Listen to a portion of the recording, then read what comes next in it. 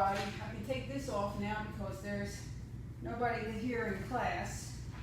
We've already did our class this morning, our recovery journals. It was day 43, and in class today we were talking about, hopefully you don't fall over, so I kind of have you propped up on an activity box right there. But I just wanted to pop up here, and before I talk about today's meditation, day 43, I wanted just to say something really cool that happened. You know, you never know where things are going to come from, and right now, especially with, you know, people not being able to see anybody. I'm originally from up north, and I've been down here in the Chattanooga area since 2006. And it just so happens that I have like a relative down here that I did not connect with, and I don't think I ever had. I think I met him one time when he was a baby. It's my brother's. I'm the youngest of 7 brothers and sisters, and it's my one brother's firstborn son who moved down to Florida after you know, him and the mom. Whatever, I'm not going to tell their problems or whatever, but the bottom line is I never got to really meet him or have anything to influence in his life or anything like that. And I was talking to somebody, one of my nieces, and they mentioned that, yeah, that their brother lived in Cleveland, Tennessee, and they never were down here, so they don't really know where Ottawa is or Chattanooga and how close Cleveland, Tennessee is. And I'm like, what? And they're like, yeah, Sammy lives up in, and I'm like, that's like right up the street from me. So the short of it is, okay, so I reached out and I messaged him, and this Friday we're going to get together and we're going to chat over lunch. So more will be revealed. And it really did a lot for me because, you know, I don't actually have any, other than my daughter and, you know, that there, who she moved down to Alabama, but right here, no extended family. You know, my extended family have become the people in the program, which I'm very grateful for, but it's always nice to have blood. So anyway, so I'm going to get to hang out with a family member, and that'll be very nice. So that's cool. I just wanted to share that. And I'm down here at the Volunteer Treatment Center, and we're doing day 43, and it's a meditation activity, and we just draw something and we talk about the meditation and see what good stuff comes from it.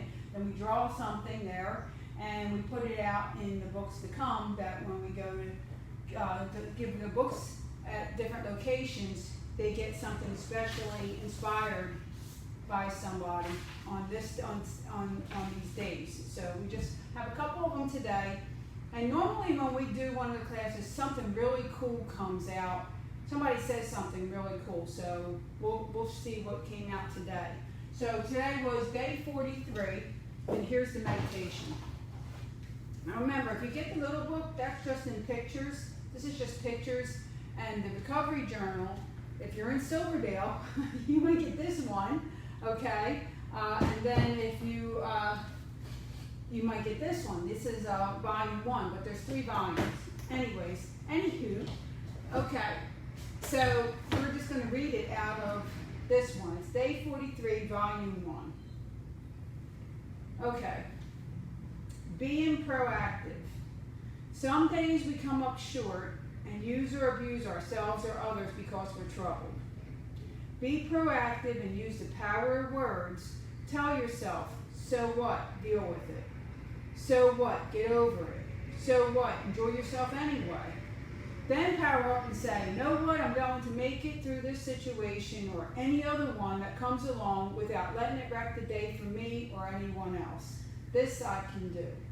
So that was what we discussed today about being proactive, and we said not just laying down to our problems, and not being a victim to our circumstances. You know, like, problems happen and they're always going to happen. They're always going to come dressed in a new suit. So it's better to learn this. This is what we talked about. It says this is a positive coping skill. It's good to learn this because then we don't lay down and stay in our crap you know, we just learn to roll with the punches and say simple things like, you don't have to get all complicated about it. Just say, so what, deal with it. Because problems are going to come up. But to sit there and sulk and be stuck in it, that doesn't achieve anything except being more stuck, right? So we talked about ways to be proactive, which was to help somebody else, to be there for someone else. We said we can take positive action for situations in our own life. Thank God for this day by reaching out to help someone else. We said be a positive influence. We talked about lose my crappy attitude or towards anything by appreciating what we can. And we can make a gratitude list. Now that might seem like, oh, I don't want to do a gratitude list. Trust me, do a gratitude list. Right now you can just say it, like, what are you grateful for? Because it's hard when you're thinking about being grateful, it's hard to sit in your stuff. And it pulls you out of it. So we just said a couple things. I'm grateful for my health. I'm grateful for my dog. I'm grateful for my friends. I'm grateful for family. I'm grateful for the 12 steps. I'm grateful for my sponsor. I'm grateful for, my pastor. I'm grateful for the rain. I'm grateful for my knee, of course. I'm grateful for my home. I'm grateful for electric. Grateful for phone and food. Okay. And then we said, all right, so how can we can be proactive by getting out of ourselves and our issues by cleaning up our surroundings. That was something that was, you just maybe find a chore or something to do around the house, something that's been bugging you that needs to get done, and do that. That makes us feel good about ourselves and helps build our self-esteem to take care of our surroundings and not just be running rampant, right? And then we say, so what? Deal with it. What are we dealing with? Well, we might be dealing with, class says, feeling broke or feeling helpless, feeling angry, feeling lonely. We can deal with this. We don't have to use over it or hurt ourselves or other people. So the jewel that came out of today that Amber shared with the class was, she just said off the top of her head, she said, one of the things you can do is chat with a non-toxic friend. I thought that was really cool, right? We can talk to people, but we try to talk to somebody that's going to lift us up and not bring us down. And what else? We said, okay, so I'll read some of these. So one of the other things that we said today, this is what I learned in class. I may not look positive, but I know there's a positive outlook in the future. So find it, okay? Find the positive outlook. Don't sit and sulk in my crap. Do something about it. And we can all use a little pep talk. So pep it up. Tell yourself how much you're worthy of something.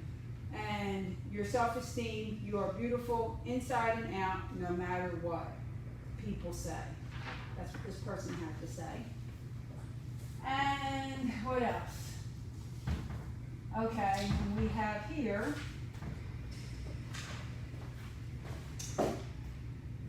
this one, and this was be proactive.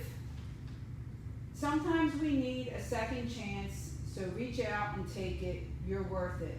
Never give up on yourself. Never give up on yourself. That is being proactive. So we look at the board. If you can find something that we talked about here on class, I'll put some pictures up there on the website, also here on Facebook.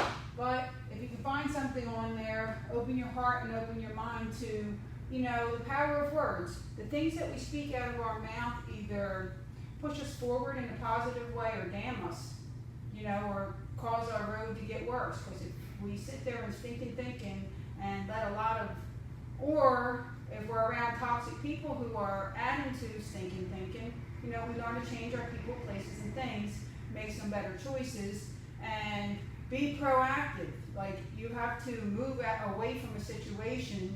No matter what situation you're in, there's always an open door somewhere to be proactive and not be a victim. It's up to you to find it. You know, I can't tell you what it is, but I know in my own life, my own challenges, I'm no different than you are. I'm a human being doing the best I can to get up this road and help somebody else along the way. But that's definitely part of the solution, is dealing with ourselves in a positive way and saying things like, so what, enjoy yourself anyway. So what, whatever that problem is. Because you know what, when you get through that problem, there's another one coming. And I'm not saying that to be negative, I'm saying that so you get up and go. Go smile, go have a nicer time, okay? Do something nice for somebody, do something nice for yourself, all right? All right, so later in the week, that's what I got for today. Later in the week, I'll let you know a little bit more about my nephew and how that goes. That's Friday that I'll be doing that. And I guess one other thing I wanted to mention was the Chattanooga Good Times Free Press had called me a few days ago and asked me to comment. I had commented before about recovery journals and as a member of a 12-step fellowship. And, you know, and they wanted to tap into the heartbeat of what's going on in 12-step and how we're doing. And it really felt good to be able to respond from a place of knowing that, you know, we're inching along. You know, like this hit us, situations hit us, and they constantly will. But the disease of addiction, and I just want to say this, if you are an addict like me, or a recovering person, I'm going to say this, okay? It does not matter what comes down the pike. Your disease of addiction doesn't take a break, okay? I can't say that any clearer. It doesn't take a break. It doesn't care that COVID's out there. It doesn't care if your mom died. It doesn't care that your husband's got no job. It don't care that you got a house. It don't care that you've got any life left in you. So therefore, if you're an addict, then you need to do the things that us people who say that we're addicts do to recover. And go to meetings, get this sponsor, get these things, find and connect with people like myself who are doing things to help ourselves and help other people. And it's there. So what I'm saying to you is whether you find recovery up on Zoom or you find it one-on-one with another person or get into that network. Because the drugs are still out there, yeah? They're still going to be out there tomorrow. They're still going to be taking lives, a lot of lives. I think it was Wyatt Massey who he posted up there in the Chattanooga Times this story this weekend about, I think it was 200 and, my numbers aren't going to be exactly right because I don't have the papers in front, the newspaper in front of me, but I think it was like in a 9-month period for the pandemic, it was deaths increased compared to last year. 50 people died, and then overdose increased from 200 and I think it was like 260 to 400 and maybe 50, somewhere around that number. That's a big increase, but the point that I just want to make is it doesn't matter. Like if you have the disease of addiction, you need to take care of yourself no matter what's going on in the world, and you need to connect with them people who are doing that and find them ways and means because, well, be proactive. We need you, I need you, we all need each other. Have to happen. All right, have a wonderful day in recovery. Smile, help somebody across the street. Smile at a little old lady in the supermarket, or let someone in the supermarket in front of you. But don't bitch at them. Have a great day. Bye.